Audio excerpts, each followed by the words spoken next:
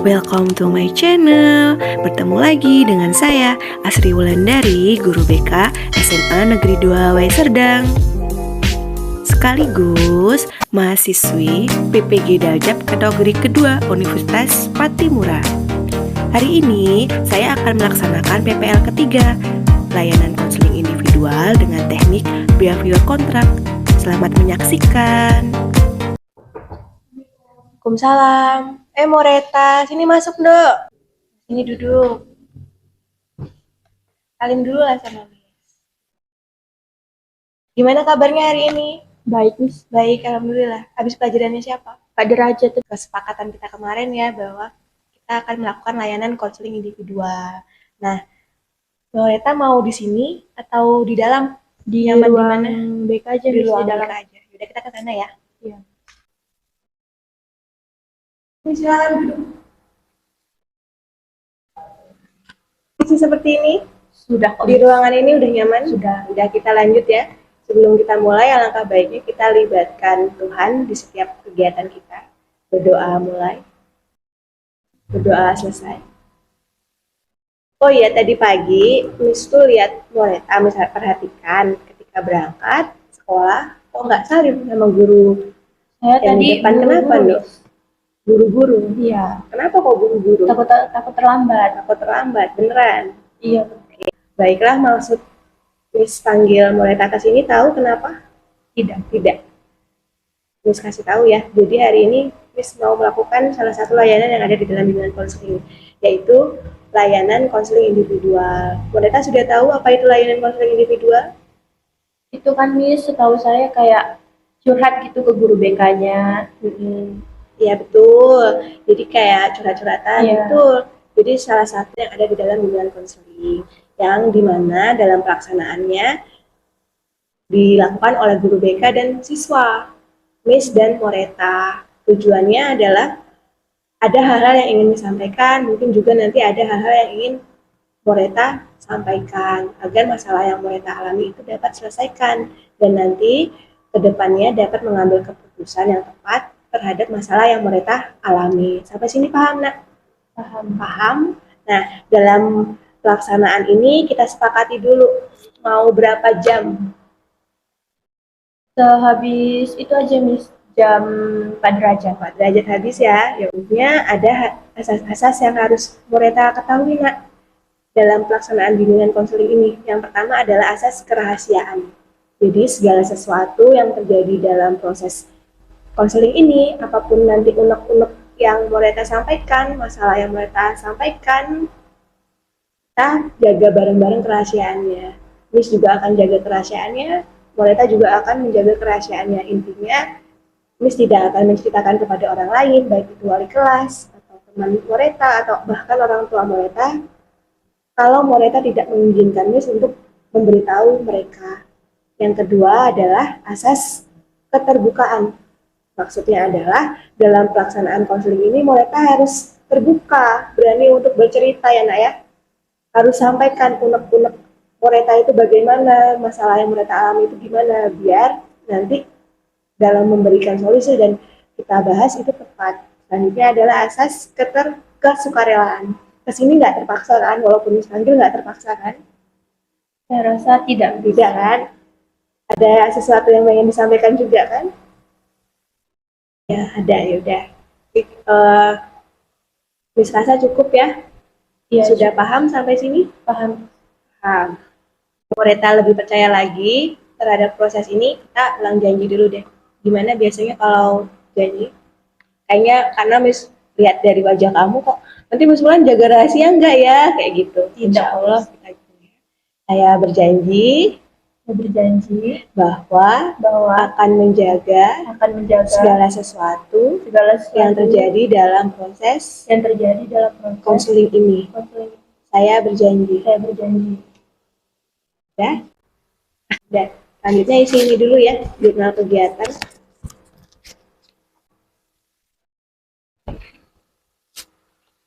Kita lanjutkan ya. Sekarang boleh Miss minta tolong Moreta untuk membacakan kutipan di atas. Bodoh bisa diajarin, salah bisa dibenerin, gak cakep bisa diskipkerin, tapi kalau tidak punya adab dan tidak punya hormat kepada orang lain, sungguh susah diobatin. Menurut Moreta, bagaimana Moreta menanggapi kutipan di atas? Apakah Moreta setuju dengan kata-kata di atas, Nak? Saya setuju sih, Miss, karena kita kan manusia, kita sebagai manusia itu berhidup bersosialisasi. Jadi kalau kita nggak ada sopan dan santun, pasti nggak akan dihargai orang juga. Pasti bakal timbal balik nih ke kita.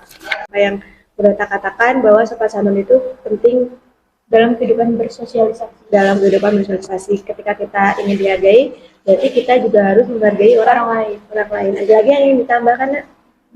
Menurut saya percuma sih Miss punya muka cantik, tapi kalau nggak punya rasa sopan dan santun. Muka juga kan bisa di skincarein Miss. Pintar. Jadi benar, kalau kita mau nanti cantik, kita misalkan apa merasa diri kita itu nggak putih atau merasa diri kita itu nggak cantik, bisa nanti dengan biaya, dengan perawatan kita bisa merubah diri kita. Dalam hal ini, sopan santun itu banyak manfaatnya. Menurut Moreta, apa saja yang bisa didapat ketika kita itu sopan dan santun kepada orang lain? Kalau manfaat kita sopan sama orang, kita bakal dihargai sama orang itu Miss. Ya, kita akan dihargai. Begitu juga orang lain akan menghargai diri kita. Dari hasil pengamatan Miss, Moreta itu menunjukkan sikap yang kurang sopan dan santun. Kenapa kok Moreta seperti itu? Boleh Moreta untuk menceritakannya sama Miss? Termasuk tadi ketika berangkat sekolah, ya, Miss perhatikan Moreta tidak mau salim dengan guru yang ada di depan. Kenapa kok Moreta seperti itu, Nak? Ya sebenarnya gini Miss, di situ juga ada guru yang emang saya kurang suka sama beliau. Namanya Bu Lastri. Kenapa kok kurang suka dengan Bu Lastri? Karena waktu pas sholat zuhur, saya emang melakukan kesalahan sih Miss. Saya wudhunya terlalu lama. Jadi Bu Lastri menegur saya, tapi dengan cara yang tidak saya suka. Cara seperti apa yang Moreta tidak suka? Dari cara bicara sama dia langsung menegur ke saya lalu mengadu langsung ke orang tua Miss itu yang saya kurang Langsung suka. nelpon orang tua. Iya. Terus Moreta sampai rumah dimarah karena Bu pasti bilang seperti itu sama orang tua. Iya Miss, saya dimarah.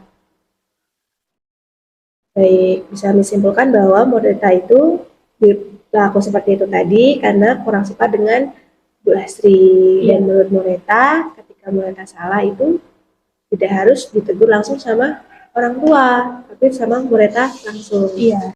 Saya akui sih Miss, saya juga salah. Tadi juga waktu pagi itu saya tidak salim sama beliau. Gara-gara hal tersebut. Iya. Baik, terus harapan Moreta bagaimana? Harapan saya ingin berubah Miss, tidak berkata kasar lagi dan tidak sopan kepada guru. Dan harapan Moreta ketika menasihati Moreta harus bagaimana? Tidak bicara baik-baik, tidak langsung mengadu kepada orang tua saya. Oh gitu, jadi cara yang Miss lakukan menurut Moreta tepat atau tidak?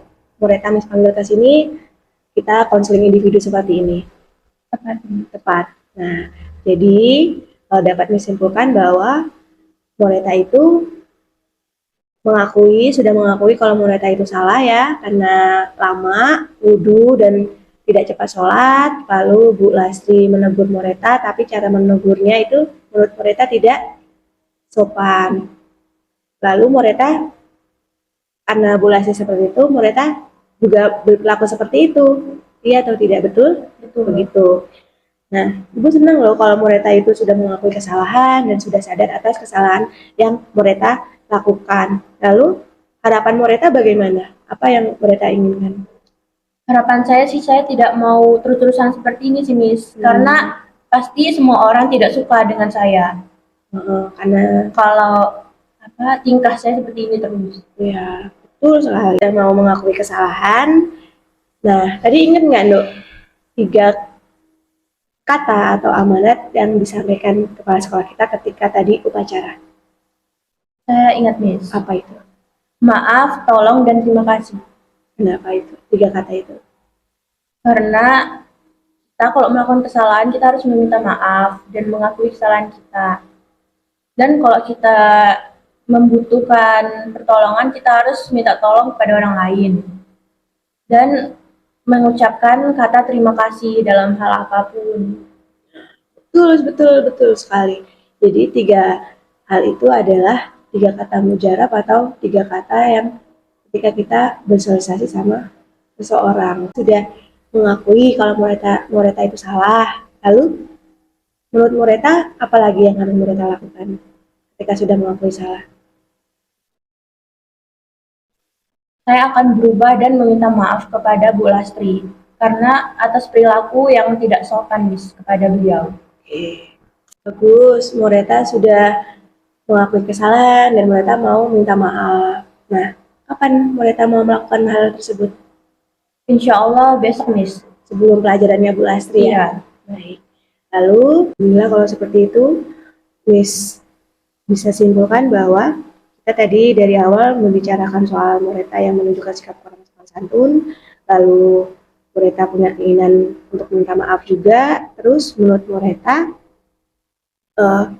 apa sih yang harus Moreta lakukan untuk mendukung keinginan itu? Dan mungkin Moreta punya ide karena sesuatu itu keberhasilan yang Moreta lakukan adalah berasal dari diri Moreta sendiri. Begini Bu, sebenarnya saya bisa sopan jika salah satu dinasehati tidak di depan umum. Sebenarnya dan tidak diadukan dengan orang tua. Kalau guru sopan, saya juga bisa lebih sopan. Oke, jadi kesimpulannya kalau ketika Moreta salah ya harus dibicarakan dengan Moreta dulu, jangan langsung ke orang tua. Tapi nak, menurut Miss ya, segala sesuatu yang terjadi sama kamu, itu orang tua juga harus tahu. Dan ketika ada guru yang marah atau nasihatin kamu, berarti itu peduli sama Moreta, iya atau tidak? Iya. Nah, seperti hal yang Miss lakukan seperti ini, berarti menurut Moreta tepat atau tidak langkah yang Miss lakukan? Miss panggil Moreta ke ruangan ini? Tepat. Kayak gini seharusnya. Iya. Nah, tapi setelah Miss lakukan ini, harapan Miss, Moreta jangan mengulanginya lagi. Ya, bisa ya. Supaya Moreta itu tidak lupa dengan apa yang Moreta lakukan, bagaimana kalau tindakan Moreta Miss tulis di sebuah kertas yang diketahui oleh Miss Wulan dan juga Moreta. Apakah Moreta setuju? Kenapa harus ditulis di kertas, Miss? Supaya apa yang telah Moreta lakukan itu tidak lupa dan juga Moreta bisa berpedoman terhadap apa yang Moreta tulis dan juga dari kegiatan ini Moreta bisa tahu langkah selanjutnya hal-hal apa yang harus Moreta lakukan. Apakah Moreta bersedia? Iya, saya bersedia, Miss. Adalah kontrak perilaku. Jadi dalam hal ini nanti Moreta mengisi dan kita dalam perubahan yang Moreta lakukan nanti akan ada di kertas ini. Tulis saya bersedia menyetujui untuk melakukan hal-hal berikut. Tujuan perubahan yang ingin dicapai adalah 1. Saya telah berhasil melakukan hal di atas, maka saya akan mendapatkan apa yang Moreta inginkan. Poin saya dikurangin.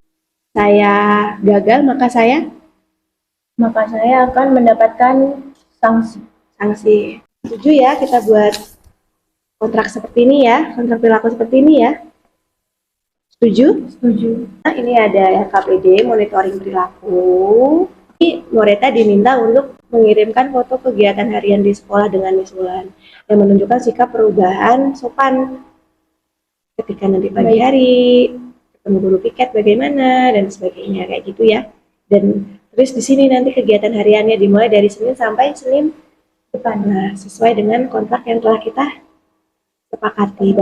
Ini boleh kamu pegang ya, nanti dibawa pulang. Ada lembar instrumen evaluasi, silahkan diisi biar nanti Miss bisa tahu sebenarnya layanan yang sudah Miss berikan ini apakah sudah tepat atau sesuai, sangat baik, cukup baik atau kurang untuk langkah selanjutnya. Semoga apa yang Moreta tadi sampaikan ke Miss dan Moreta tulis di sini segera Moreta lakukan dan ada perubahan dan hubungan Moreta dengan Bu Lastri bisa menjadi baik lagi. Nah, mengingat waktu sudah mau habis ya, kita lanjut ngobrol-ngobrolnya minggu depan lagi ya, setelah LKPD ini selesai Moreta kerjakan.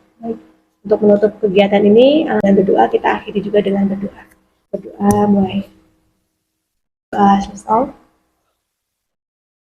Ini minta akhiri sampai di sini ya Moreta ya. Semoga ada kemajuan dan juga ada perubahan. Kalau ada apa-apa, pokoknya ingat segala sesuatu itu ada jalan keluarnya kalau kamu mau terbuka dan bercerita. Tapi bercerita dengan orang yang tepat, yaitu guru BK kamu di sekolah. Dan jangan lupa untuk tetap 5 S. Apa itu 5 S? Salam, sopan, santun, senyum, sapa. Ya, benar sekali. Itu aja, ya udah silakan kembali ke kelas. Terima kasih ya, Nduk ya. Saya akhiri, wassalamualaikum warahmatullahi wabarakatuh. Terima kasih ya, Mi.